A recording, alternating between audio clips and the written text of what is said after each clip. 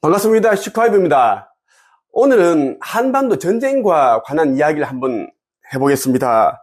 지난달 18일에 제가 아주 진기한 꿈을 꾸었습니다. 어떤 꿈인가 하면요. 윤석열 대통령이 대북 확성기를 설치하는 꿈이었습니다.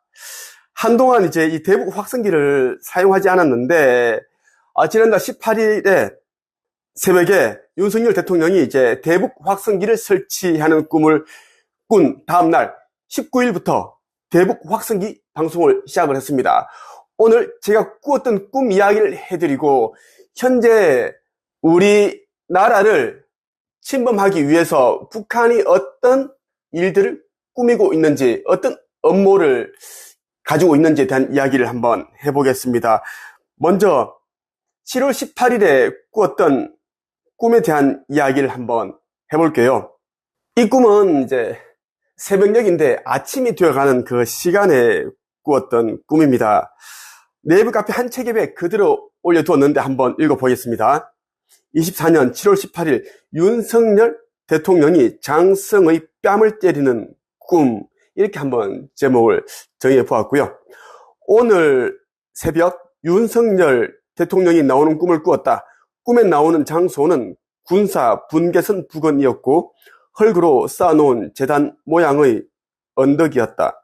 언덕에 오르기 위해선 몇 칸의 계단을 올라가야 하는 구조였다. 주변에는 많은 사람들이 모여 구경하고 있었다.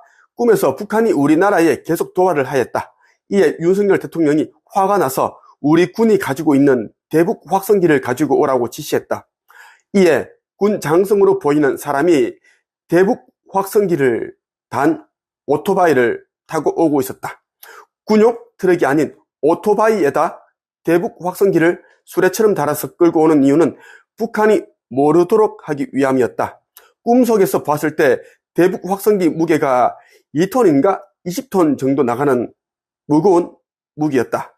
그랬기에 그것을 끌고 오는 오토바이를 보면서 대단하다고 생각했다. 그 찰나에 오토바이가 재단 모양의 계단을 오르기 시작했는데 나는 넘어질 것 같은데 하는 염려를 하였다. 오토바이는 언덕까지 거의 다 올라갔는데 대북 확성기가 넘어지고 말았다. 그때 윤석열 대통령이 그 군 장성을 부르더니 화가 난 표정으로 무슨 말을 하였고 뺨을 한 대 때렸다. 군 장성은 많은 사람들 앞에서 대통령으로부터 뺨을 맞았기 때문에 너무나 치욕스러웠는지 기분 나쁜 표정을 지었다. 그러자 윤 대통령은 양손을 이용해 번갈아 뺨을 5대, 6대 때렸다. 나를 비롯하여 주변에 있던 사람들이 그 모습을 보았고 많이 충격을 받았다. 내가 이 꿈을 꾸고 나서 든 생각은 두 가지였다. 첫째, 현재 북한이 전쟁을 일으키기 위한 물밑 작업을 하고 있다는 것. 둘째, 현재 윤 대통령이 사면 초과에 몰려 마음이 너무나 힘든 가운데 있다는 것. 그래서 윤 대통령의 내면을 꿈을 통하여 보여주었다는 생각이 들었다. 네. 꾸면서 이제 별을 달고 있는 이제 장성의 뺨을 여러 대 그렇게 아주 세게 그렇게 때리더라고요. 그때 나를 비롯해서 많은 사람들이 충격을 받았던 기억이 생생합니다. 꿈 이야기예요. 내가 이제 7월 18일에 이 꿈을 꾸었고, 그런데 말이죠. 이 꿈을 꾸고 난 다음날 19일 오후 4시 6분에 합동참모본부에서 이런 이제 발표를 했습니다. 어떤 발표냐 하면 오늘부터 대북 확성기 방송 지속 시행. 우리 군은 어제 북한군의 쓰레기 풍선 부양 때 시행했던 것과 유사한 규모로 오늘 16시부터 대북 확성기 방송을 지속 시행할 것이라고 밝혔다. 이렇게 이제 보도 자료가 나갔습니다.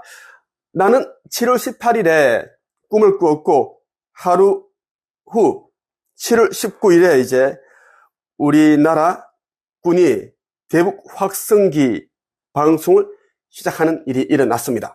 그동안 나는 이제 북한이 우리나라를 기습하여 전쟁을 일으키는 꿈을 여러 차례 꾸었습니다.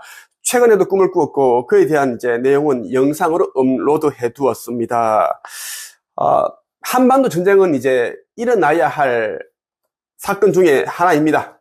지구 멸망이 일어나기 전에 나라와 나라 사이에 일어나야 할 그 전쟁이 이 한반도 전쟁입니다. 전쟁이 일어나야지 이제 우리나라와 북한과의 그 통일이 되기 때문입니다. 통일이 되어야지 이제 북한에도 복음 전파가 되고 우리 한반도가 전 세계에서 가장 이제 강력한 나라가 될 것이고, 그리고 전 세계 모든 종교를 통합하는 그런 일이 일어날 것입니다. 사랑, 인류의 평화, 사람들이 의식 지수를 높일 수 있는 그러한 모든 조건을, 환경을 갖춘 나라가 우리 한반도라고 보면 좋겠습니다. 2024년 7월 25일에 뉴시스에 보면 이런 기사가 났습니다. 북 오물풍선에 달린 기폭장치, 화재 등 안전 위협. 북한이 지속적으로 이제 우리나라에 오물풍선을 날려서 보내고 있는데 이것이 굉장히 이제 위험하다라는 것입니다. 곧 일어나는 한반도 전쟁에 대한 힌트가 담겨 있다고 해도 과언이 아니에요. 뉴시스가 보도한 내용을 한번 읽어드릴게요.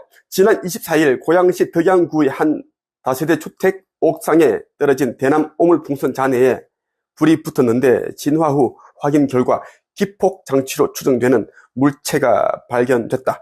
북한의 오물풍선에 함께 매달아 날리는 타이머와 기폭장치가 낙하 과정에서 불이 붙으면서 화재 등 위협이 되고 있다. 북한이 일정 시간 비행하다 풍선이 떨어지도록 조작하기 위해 타이머와 기폭장치를 매달아 보낸 것으로 추정된다. 이런 기사가 났습니다. 이 오물풍선이 굉장히 위험합니다. 그 이유는 뭐냐면 이제 처음에는 그냥 날렸는데 이 오물풍선 안에다가 기폭장치를 넣기 때문입니다. 타이머와 함께 기폭장치를 넣어서 이제 매달아 보낸다라는 겁니다. 자, 이 타이머와 기폭장치는 뭐냐면 적절한 시간에 적절한 장소에 이 오물풍선이 이제 도착하게 되면 터지게 만든다는 것입니다. 만약에 오물풍선 안에 생화학 무기가 들어있다면 어떻게 될까요? 그야말로 수많은 사람들이 자신이 왜 죽는지도 모른 채 수없이 죽어나갈 것입니다. 북한이 이제 오물풍선을 계속 날려보내고 있고, 이제 시간이 갈수록 이제 오물풍선이 정확한 지점에 떨어지고 있다고 하죠. 거의 뭐 80% 정도 정확도를 자랑한다고 합니다.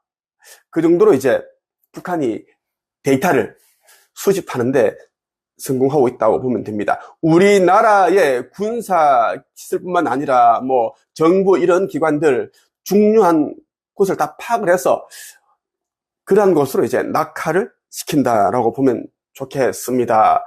조선 비저에 보면 또 이런 기사가 났어요. 7월 30일 기사인데 북한 오물풍선 전국 3,359곳에 떨어졌다. 서울에만 2,069곳. 이렇게 이제 기사가 났습니다. 서울에만 2,069곳이고 전국적으로는 3,359곳이다. 어마어마한 숫자다라는 것입니다. 자, 서울 그리고 경기도 이 수도권 지역이 가장 이제 안전하지 않다라고 보면 좋겠습니다. 북한이 전쟁을 일으킨다면 서울과 이 수도권 이쪽을 먼저 이제 공격을 하게 될 것이고 우리나라를 아비규환 상태로 만들 것입니다. 한동안 우리나라는 아수라장이 될 것입니다. 많은 도시가 파괴가 될 것이고 수많은 사람들이 죽어나갈 것입니다. 한반도 전쟁이 일어나게 되면 처음에는 우리나라가 수세에 몰리는 듯 하지만 시간이 갈수록 우리나라는 이제 성전보를 올리게 되고 그리고 승리를 하게 되어 있습니다. 그리고 통일이 됩니다.